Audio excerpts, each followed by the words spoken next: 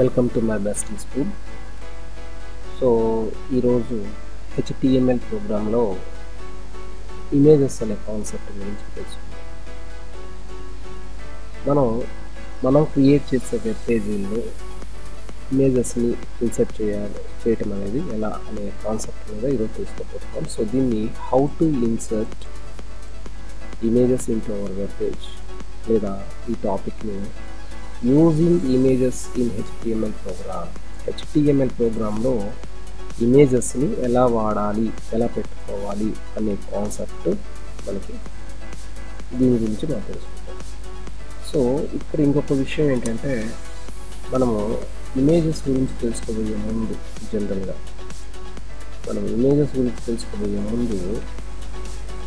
Image యొక్క formats గురించి తెలుసుకోవాలి. ఫార్మాట్స్ అంటే ఇమేజ్లో ఎన్ని రకాలు ఉంటాయి అంటే, చూడటానికి ఇమేజ్ ఫార్మాట్స్ ఒక 5-6 రకాలు ఉన్నా వెబ్ డిజైనింగ్లో అంటే ఈ HTML ఫార్మాట్లో కొన్ని మాత్రమే సపోర్ట్ చేస్తాయి, అంటే 3. సో ఆ 3 కాన్సెప్ట్స్ మనం ముందుగా తెలుసుకున్నాం ఒకసారి. సో ఇక్కడ చూసినట్లయితే ఇమేజ్ ఫార్మాట్స్. సో ఇక్కడ ఇమేజ్ ఫార్మాట్స్ మనం గమనించినట్లయితే there are 3 different types of image files type you can insert into your web pages. So మనం 3 రకాల వెబ్ పేజ్ ఇమేజెస్ని మాత్రమే ఈ వెబ్ పేజ్లో ఇన్సర్ట్ చేయగలుగుతాం. 3 రకాలు అవేంటంటే, మనకి ఇక్కడ కనపడుతున్న GIF అనే ఫార్మాట్, JPG అనే ఫార్మాట్, సో PNG అనే format. So these are main image formats for HTML program or web designing. ఇక్కడ మనం గమనించాల్సిన విషయం ఏంటంటే, GIF అంటే గ్రాఫిక్స్ ఇంటర్చేంజ్ ఫార్మాట్. ఈ ఫార్మాట్ తక్కువ బరువు ఉండి తక్కువ క్వాలిటీ ఉండి యానిమేషన్స్ని సపోర్ట్ చేస్తుంది.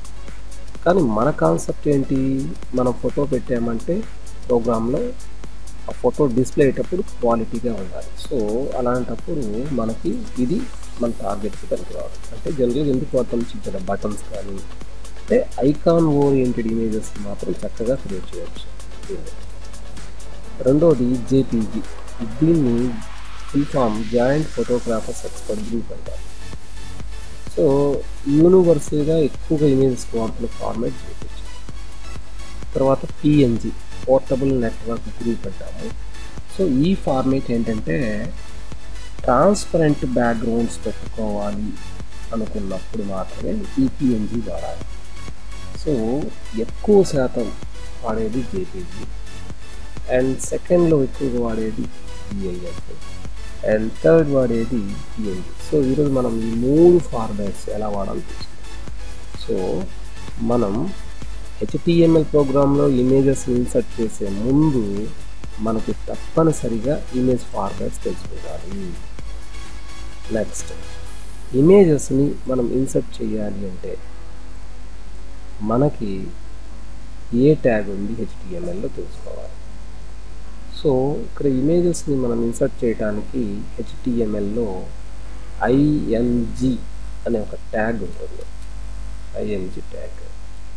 సో ఈ ట్యాగ్ చేసే పని ఏంటి అంటే, this tag is used for to insert images into our web page. మన యొక్క వెబ్ పేజీలో ఇమేజెస్ని ఇన్సర్ట్ చేయడానికి ఈ IMG అనే ఒక ట్యాగ్ తప్పనిసరిగా అవసరం. సో ఈ ట్యాగ్ని ఇలా కూడా రాయొచ్చు. సో ఎందుకంటే ఇది self tag, there is no closing tag. దీనికి క్లోజింగ్ ట్యాగ్ అనేది ఉండదు, రాయకూడదు. సో ఈ ఫార్మాట్లో రాసినా కరెక్టే, ఇలా రాసినా కరెక్టే. సో ఇప్పుడు మనము ఈ HTML ప్రోగ్రాంలో ఇమేజ్ని అంటే ఎలా కాల్ చేయాలి మన ప్రోగ్రాంలో అంటే, జనరల్గా దీన్ని మనం కాల్ చేసేటప్పుడు IMG అనే ఒక ట్యాగ్ రాయాలి. ట్యాగ్ రాయంగానే మనకి ఇమేజ్ వస్తుందా? రాదు. సో మనకి ఇమేజ్ రావాలి అంటే తప్పనిసరిగా ఇమేజ్ యొక్క సోర్స్ చెప్పాలి. అంటే మనకి సపోజ్ డి డ్రైవ్లో మన దగ్గర pic1.jpg అనే ఒక ఇమేజ్ ఉందని ఇలా చెప్తున్నాం. ఇమేజ్ ఫార్మాట్స్ గురించి, ఇమేజ్ ఫార్మాట్స్ ఎలా ఉంటాయి, .jpg ఫార్మాట్లో కానీ, లేదా .png ఫార్మాట్లో కానీ, .gif ఫార్మాట్లో కానీ ఉంటాయి. సో ఇక్కడ pic1.jpg అనే ఇమేజ్ మన దగ్గర ఉంది. ఈ ఇమేజ్ని దీనిలో లింక్ పెట్టుకోవాలి, అంటే కాల్ చేయాలి. సో మరి ఐఎన్జి ట్యాగ్ రాయగానే మనకి ఇమేజ్ కాల్ అవ్వదు. ఇమేజ్ ఎక్కడ ఉందో చెప్పాలి. మన అడ్రస్ ఏంటి, డి డ్రైవ్లో pic1.jpgలో ఉంది. సో కాబట్టి ఈ ట్యాగ్కి కొన్ని యాట్రిబ్యూట్స్ అప్లై చేయాలి. ఇంతకుముందు క్లాస్లో యాట్రిబ్యూట్స్ అనే కాన్సెప్ట్ గురించి చెప్తున్నాం. అంటే what is attribute, how to use అని చెప్పేసి మనం తెలుసుకున్నాం. సో ఈ ఇమేజ్ ట్యాగ్కి ఉపయోగపడే కొన్ని యాట్రిబ్యూట్స్ గురించి మనం చూద్దాం. ఇక్కడ గమనించినట్లయితే attributes for ING tag, image ట్యాగ్లో సపోర్ట్ చేసే యాట్రిబ్యూట్స్ ఏమేమి ఉన్నాయి. యాట్రిబ్యూట్ అంటే తెలిసి అడిషనల్ ప్రాపర్టీస్. ఒక ట్యాగ్కి మనం ఇచ్చే అడిషనల్ ప్రాపర్టీస్ని మనం యాట్రిబ్యూట్స్ అంటాం. సో ఈ యాట్రిబ్యూట్స్ అనేవి ఏమేమి ఉన్నాయో చూద్దాం sir. First one SRC. So SRC means source. అంటే సపోజ్ ఇక్కడ మీరు గమనించినట్లయితే ఐఎన్జి ట్యాగ్ అంటే ఇమేజ్ పర్పస్కి రాసే బాగా ఎక్కడ ఉంది ఇమేజ్, డి డ్రైవ్లో ఉంది. మరి డి డ్రైవ్లో ఉన్న ఇమేజ్ సోర్స్ చెప్పాలి కాబట్టి source SRC. So these are case insensitive అండి. క్యాపిటల్ రాసుకోవచ్చు, స్మాల్ రాసుకోవచ్చు, ఇబ్బంది ఏం లేదు. ఓకేనా. సో యాట్రిబ్యూట్స్ ఎప్పుడైనా రాసేటప్పుడు గుర్తుంచుకోండి, బిగినింగ్ ట్యాగ్లో ఇక్కడంటే సింగిల్ ట్యాగ్ ఉంది, అదే స్టార్టింగ్ ట్యాగ్ ఎండింగ్ ట్యాగ్ ఉంటే బిగినింగ్ ట్యాగ్లో రాయాలి. సో ఈ ట్యాగ్లో ట్యాగ్ నేమ్ తర్వాత స్పేస్ ఇచ్చి ఎస్ఆర్సి సోర్స్ ఈక్వల్ టు అని చెప్పి డబల్ కోట్స్లో పాత్ని తప్పనిసరిగా రాయాలి. ఇందాక మనం చెప్పాం d:/pic1.jpg తప్పనిసరిగా ఎక్స్టెన్షన్ మెన్షన్ చేయాలి. మీరు కానీ ఈ ఎక్స్టెన్షన్ మెన్షన్ చేయకపోతే అక్కడ ఇమేజ్ ట్యాగ్కి తీసుకోవాల్సిన ఇమేజ్ ఏ ఫార్మాట్ తెలియదు. సో కాబట్టి ప్రాబ్లం వచ్చే అవకాశం ఉంటుంది. సో కాబట్టి తప్పనిసరిగా మనం ఐఎన్జి ట్యాగ్లో ఎక్స్టెన్షన్ తప్పనిసరిగా ఇవ్వాలి. సరే బాగానే ఉంది. మరి పిక్చరు ఎంత సైజ్ వస్తుంది అంటే ఎంత పెద్ద ఇమేజ్ ఉంటే అంత సైజ్ వచ్చేస్తుంది. కానీ మనకు ఎంత కావాలి, లిమిట్ ఆఫ్ సైజులో కావాలి. దానికోసం దాన్ని కంట్రోల్ చేయడానికి హైట్, విడ్త్ అనే రెండు యాట్రిబ్యూట్స్ ఉన్నాయి.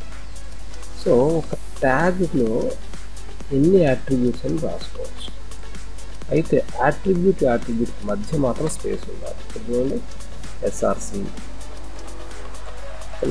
స్పేస్ హైట్ ఈక్వల్ టు హైట్ని పిక్సెల్ ఫార్మాట్లో ఇవ్వాలి 200 px. ఎందుకని వెబ్సైట్ అనేది స్క్రీన్ మీద కనపడుతుంది, స్క్రీన్ మీద కనపడే డేటా అంతా కూడా పిక్సెల్ ఫార్మాట్లో ఉంటుంది. సో అది ఎంత స్క్రీన్ ఏంటనేది మీకు లేఅవుట్ డిజైనింగ్లో చెప్తాను. వెబ్సైట్ ఎంత సైజ్ పెట్టుకోవాలి, ఎలా చేయాలి అనేది జస్ట్ మనం నేర్చుకుంటున్నంతా కూడా foundation, fundamental. So height 200 pixels, అలానే ఒకవేళ కావాలంటే విడ్త్ ఈక్వల్ టు 200 pixels. ఈ విధంగా హైట్ని అండ్ విడ్త్ని మెన్షన్ చేయాలి. సో గుర్తుంచుకోండి,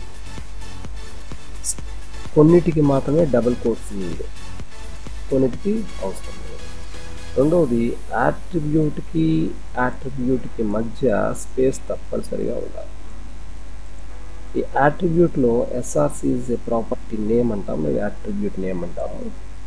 ఈ లోపల ఇచ్చిందని వాల్యూ అంటాం. అంటే attribute made up of 2 things, attribute name and value. So ఇది తప్పనిసరిగా గుర్తుంచుకోవాలి. అలానే అలైన్, మనకి అలైన్ అనే ఒక యాట్రిబ్యూట్ ఉంటుంది. అలైన్ అంటే ఇమేజ్ మనకి ఎలా అలైన్ అవ్వాలి, టాప్లోకా లేదా బాటంలోకా లేదా లెఫ్ట్కా లేదా రైట్కా. So this is called align. And finally ALT అనే ఒక అట్రిబ్యూట్ ఉంటుంది ఇక్కడ చూడండి. ALT alternative, it specifies an alternate text for an image. ఇమేజ్కి ఆల్టర్నేటివ్గా పనిచేస్తుంది. సపోజ్ మీరు ఒక ఇమేజ్ ఇచ్చారు, ఈ పాత్ కరెక్ట్గా లేదనుకోండి, ఇమేజ్ డిస్ప్లే అవ్వదు. మరి అక్కడ ఏముందో మనకు అర్థం కావాలి కాబట్టి ఇమేజ్ ప్లేస్లో టెక్స్ట్ డిస్ప్లే అవడానికి అంటే ఇమేజ్కి బదులుగా ఆల్టర్నేటివ్ అంటే ALT అనే ఒక ట్యాగ్లో మనం రాస్తాం, ఇమేజ్ టైటిల్ ఒకటి రాస్తాం, అంటే దాని పేరు. సో తప్పనిసరిగా INT ట్యాగ్లో ఈ యాట్రిబ్యూట్స్ యూజ్ చేసుకోవాల్సిన అవసరం ఉంది. సో వన్స్ అగైన్ చూడండి, SRC సోర్స్ అంటే ఇమేజ్ ఎక్కడ ఉందనేది, హైట్ విడ్త్ అంటే ఇమేజ్ సైజెస్, అలైన్ అంటే ఇమేజ్ని లెఫ్ట్లో పెట్టాలా రైట్లో పెట్టాలా టాప్లో పెట్టాలా అనేది, అలానే ఆల్టర్నేటివ్ ఫర్ ఇమేజెస్, ఇమేజ్కి బదులుగా ఇమేజ్ డిస్ప్లే కాని పక్షంలో ఇమేజ్కి బదులుగా దీన్ని మనం వాడుకోవచ్చు. సో వీటిని తప్పనిసరిగా మనం ప్రోగ్రామింగ్లో మొత్తం ప్రాక్టీస్ చేయాలి. చేస్తేనే మీకు కమాండింగ్ పర్ఫెక్ట్గా ఉంటుంది. ఏదో ఇమేజ్ ట్యాగ్ పెట్టామో ఒక ఇమేజ్ వచ్చిందంటే కాదు.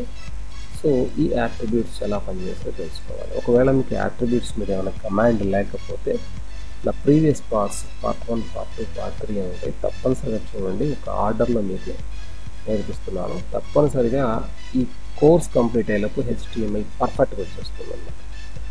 సో ఓకే ఫ్రెండ్, నా వీడియో కానీ నచ్చినట్లయితే లైక్ చేయండి, అలానే షేర్ చేయండి. సబ్స్క్రైబ్ చేసుకున్నట్లయితే మీరు నా ఛానల్లో మీకు ఇంకా రిమైనింగ్ పార్ట్స్ అన్నీ కూడా ఇవే కాకుండా CSS, అలానే జావా స్క్రిప్ట్, PHP, MySQL వీటి మీద కూడా నేను మీకు క్లియర్గా నేర్పిస్తాను. దయచేసి సబ్స్క్రైబ్ చేసుకోండి, మీ ఫ్రెండ్స్ కూడా షేర్ చేయండి, వాళ్ళు కూడా నేర్చుకుంటారు. ఎందుకు చెప్తున్నానంటే వెబ్ డిజైనింగ్ అనేది సెల్ఫ్ ఎంప్లాయ్మెంట్ కోర్స్. ఉద్యోగం రాకపోయినా సరే మన సొంతగా బ్రతకడానికి మనకి బాగా సహకరిస్తుంది. సో పర్ఫెక్ట్గా నేర్చుకోవడానికి నేను మీకు మంచి వీడియోస్ని క్రియేట్ చేస్తాను. Thank you very much.